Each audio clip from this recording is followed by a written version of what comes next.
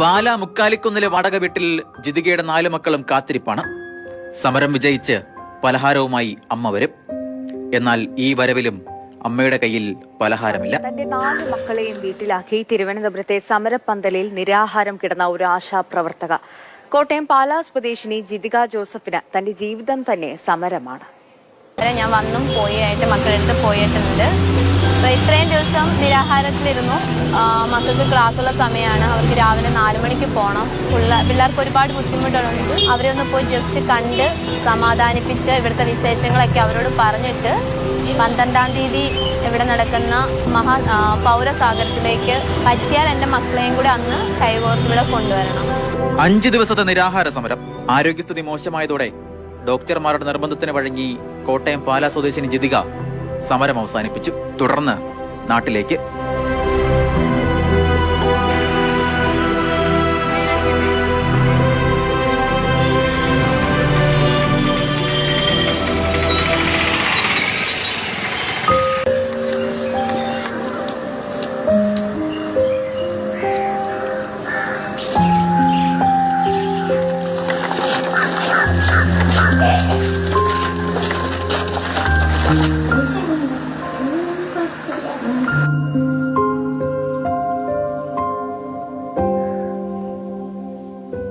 അവിടുന്ന് തിരിച്ച് വെറും കൈയോടെയാണ് അമ്മ വരുന്നതെന്ന് അറിഞ്ഞപ്പം ഭയങ്കര സങ്കടമായിരുന്നു. കാരണം ഇത്രയും ദിവസം കിടന്നിട്ടും ഇത്രയും സമരം ചെയ്തിട്ടും സർക്കാരിൻ്റെ കണ്ണ് തുറന്നിട്ടില്ല. സാലറിയിൽ ഒരു മാറ്റവും വരുന്നില്ല.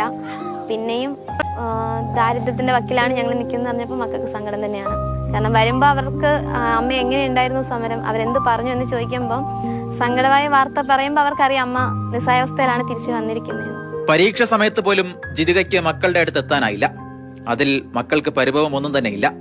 കാരണം സമരപ്പന്തലിൽ അമ്മ അതിലും വലിയ പരീക്ഷയിലായിരുന്നുവെന്ന് മക്കൾക്കറിയാം. നമുക്ക് 12-ാം തീയതി നമുക്ക് എല്ലാവർക്കും കൂടി തിരുവനന്തപുരം പോവാം. ഇവിടെ അമ്മമാര് സമരം ചെയ്ത സ്ഥലവും അമ്മ നിരാഹാരം കിടന്നൊക്കെ കാണണ്ട എവിടെയാന്ന്. അതുപോലെ നമുക്കും അവിടെ അമ്മമാർക്കൊപ്പം ഒരു ദിവസം കിടന്നിട്ട് ഞായറാഴ്ച രാവിലെ തിരിച്ചു വരാം. 4 മക്കളുടെ പഠനം, വീടിന്റെ വാടക, പിതാവിന്റെ ചികിത്സ, ചോദ്യങ്ങൾ ഇങ്ങനെ ഉത്തരമില്ലാതെ ജിതികയുടെ മുന്നിൽ ഒന്നൊന്നായി നിൽപ്പുണ്ട്.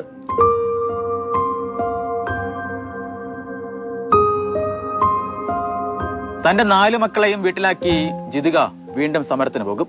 കാരണം തെരുവിലെ ചൂടിനേക്കാളും തീയോടെ ഈ 4 മക്കളും ഉള്ളിലുണ്ട്.